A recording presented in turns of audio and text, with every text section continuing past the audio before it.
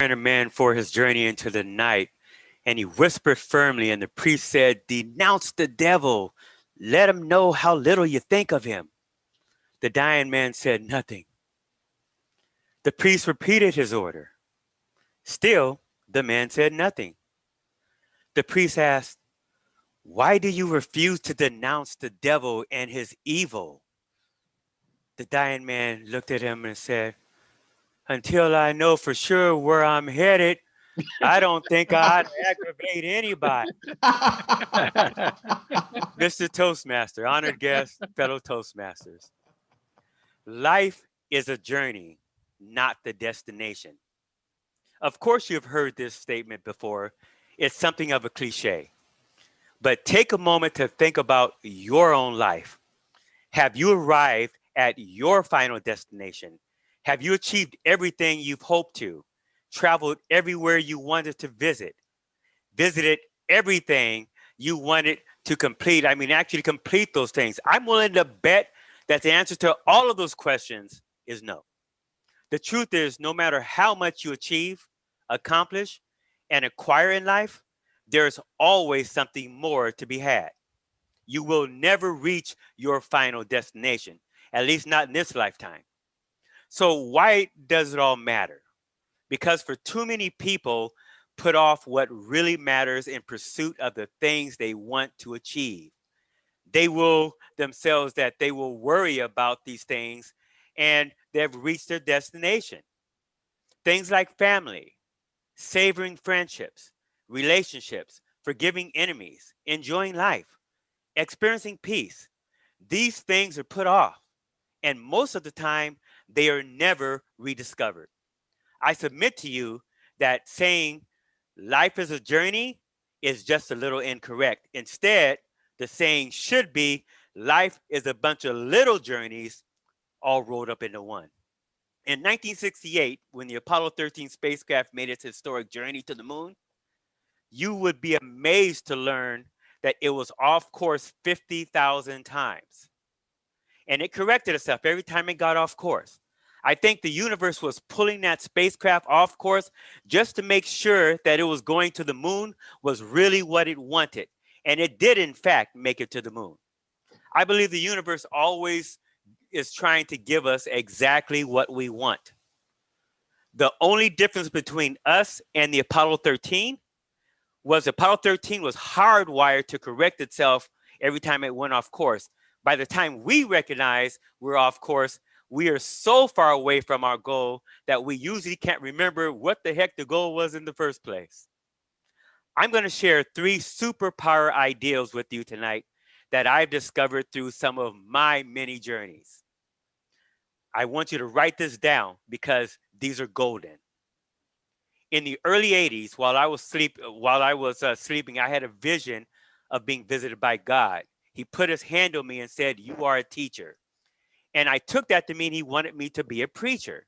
Well, I spent the next 10 to 12 years running away from that ideal because the only thing that I could see was my name in the tabloids because of some tawdry scandal.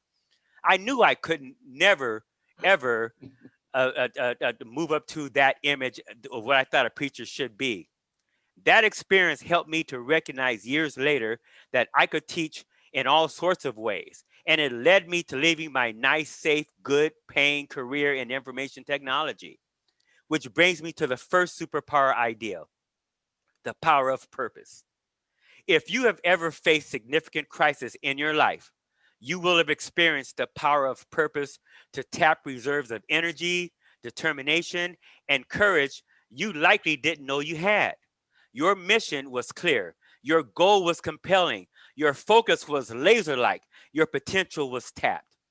My last 2 years of high school and half of my first year in college, I was a first assistant general manager at McDonald's restaurant. It was there that I witnessed how a bunch of snotty-nosed teenagers could run a multi-million-dollar business. Which brings me to the second superpower ideal, the power of systems. While I was at McDonald's, I participated in the greatest show of the power of systemization that to this day affects many areas of my life.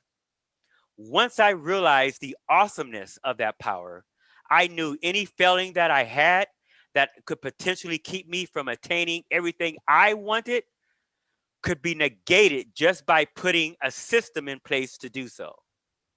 In the middle of 2008, at the beginning of the last Great Depression, almost all revenue to my businesses stopped. Instead of pulling up stakes and taking my financial reserves to regroup, I chose to do nothing but spend 3 years hanging out at Panera Bread because my offices were empty of people and I had reserves in the bank.